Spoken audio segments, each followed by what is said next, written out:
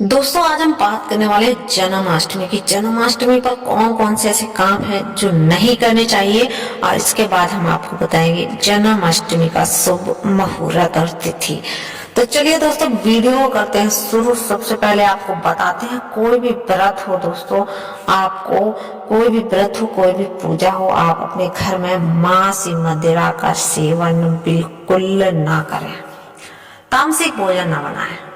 Number 2 पर है दोस्तों, जन्माष्टमी के दिन देवी तुलसी है जो, उनकी पूजा तो हमें अवश्य करनी चाहिए, लेकिन तुलसी का पत्ता उस दिन नहीं तोड़ना चाहिए, क्योंकि ऐसा करने से आपको कृष्ण जी नाराज हो सकते हैं।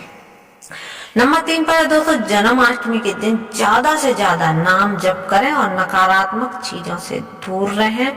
किसी से झगड़ा ना करें और ना ही किसी से गलत बोलें और ना ही किसी का अपमान करें। ऐसा करने से आपको पाप लग सकता है।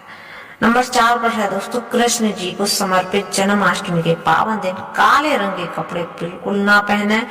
ऐसा करने से आप कहीं ना कहीं काले रंग की कोई भी चीज वस्तु जो है धारण ना करें। दोस्तों स्नान आदि कार्य करने के बाद ही कृष्ण जी की पूजा करनी चाहिए, एकदम स्वच्छ मन और स्वच्छ तन के साथ। जन्माष्टमी के दिन बाहर से लाई हुई मिठाई की जगह दोस्तों आपको अपने घर में ही मिठाई बनानी चाहिए, शुद्ध पकवान, जिससे भगवान कृष्ण का भोग लगाने वाले हैं आप। भोग लगाने से पहले उसे चखें बिल्कुल नहीं और ना ही उसका अपमान करें। भोग बनाते समय दोस्तों नकारात्मक चीजों के बारे में ना सोचें, कहीं ना कहीं मौन रहें, शांत रहें और भजन आप कर सकते हैं। बासी चीजों का कभी भी कृष्ण जी को भोग नहीं लगाना चाहिए, ताजे पकवान बनाएं और तभी भोग लगाएं। कान्हा जी का भोग तुलसी के पत्तों के बिना बिल्कुल अधूरा है, इसलिए उन्हें तुलसी दल जरूर अर्पित करें, लेकिन उस दिन ना तोड़ें। मान्यता है कि कृष्ण जी को गायों से अति प्रेम है, इसलिए जन्माष्टमी के दिन भूल कर भी गाय है जो, गायों का अपमान ना करें, उन्हें प्रताड़ना मत दें, भगाए ना, जिससे कि उन्हें दिक्कत हो, अन्यथा आपको कृष्ण जी के क्रोध का सामना करना पड़ सकता है। भगवान गणेश और देवी दुर्गा को जो है जामुन का भोग लगाना चाहिए, लेकिन कृष्ण जी को भूल कर भी जामुन का भोग नहीं लगाना चाहिए, इससे आपको पाप लग सकता है। इसके अलावा कृष्ण जी को गाजर, लाल मसूर की दाल और समुद्री सब्जियों का भी भोग नहीं लगाना चाहिए, इससे भी वो नाराज हो सकते हैं। जन्माष्टमी के दिन बाल नहीं धोने चाहिए और ना ही कृष्ण जी की पूजा बिना सिर ढक कर करनी चाहिए, इससे आप कृष्ण जी का क्रोध का सामना करना पड़ सकता है। तो दोस्तों ये थे कुछ पॉइंट जो आपको बिल्कुल भी नहीं करने चाहिए। ये काम हमेशा पूजा के समय वस्त्र जो है पीले लाल पहने तो ही बेहतर है। तो दोस्तों अब बताते हैं इसका शुभ मुहूर्त। और दोस्तों आज बात करने वाले हैं जन्माष्टमी की। जन्माष्टमी कब की है और क्या है शुभ मुहूर्त और कब क्या होगा और क्यों मनाई जाती है जन्माष्टमी। तो दोस्तों इस साल 2025 में कृष्ण जन्माष्टमी का जो पर्व है वो 16 अगस्त दिन शनिवार को मनाया जाएगा।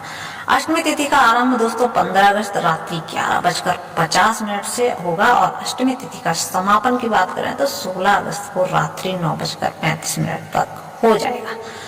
दही हांडी दोस्तों 16 अगस्त दिन शनिवार को ही फोड़ी जाएगी। कृष्ण जन्माष्टमी के शुभ मुहूर्त दोस्तों इस प्रकार है कि जन्माष्टमी तिथि शुरू 15 अगस्त 2025 को रात 11:55 से 16 अगस्त को 9:35 तक रहेगी, तब आप मना सकते हैं। अब बात करते हैं कि जन्माष्टमी आखिरकार क्यों मनाते हैं। तो जन्माष्टमी का व्रत मनाने के पीछे पौराणिक कथा भगवान श्री कृष्ण के जन्म से संबंधित है। विष्णु पुराण में वर्णन मिलता है कि भगवान विष्णु ने द्वापर युग में पृथ्वी पर पाप का भार कम करने के लिए श्री कृष्ण के रूप में अवतार लिया था।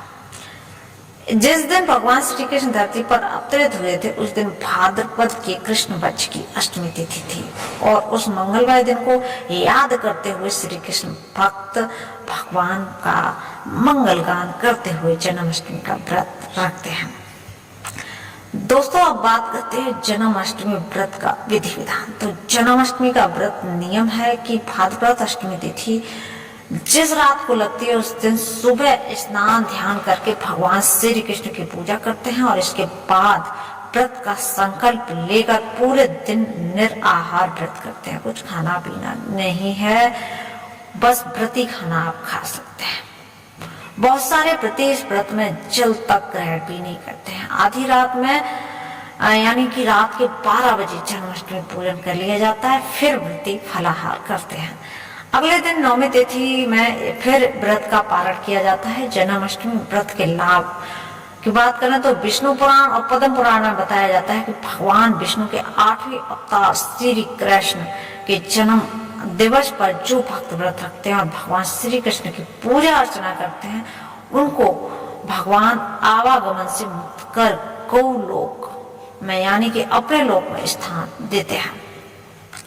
इसलिए श्रद्धालु भक्तों को चाहिए कि जन्माष्टमी की रात व्रत रखकर श्री कृष्ण भगवान की पूजा अर्चना करें, रात्रि जागरण करते हुए भजन कीर्तन करते हुए रात बिताएं। तो आइए जानते हैं श्री कृष्ण का करें ध्यान और जन्माष्टमी व्रत के बारे में जानते हैं संपूर्ण विधि विधान। तो दोस्तों अब बात करते हैं आरती कुंज बिहारी की हमें करनी चाहिए।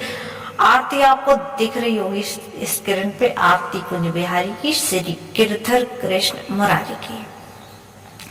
तो आप आरती कर लीजिए और अब बात करते हैं कि जन्माष्टमी की अगर आप शुभकामनाएं देते हैं तो कैसे कैसे दे सकते हैं। आपको और आपके परिवार को जन्माष्टमी की ढेरों शुभकामनाएं। भगवान श्री कृष्ण की कृपा से आपका जीवन सदा खुशहाल और मंगलमय रहे। आप ये भी लिख सकते हैं जन्माष्टमी के इस पावन अवसर पर भगवान श्री कृष्ण आपकी सारी मनोकामनाएं पूरी करें और आप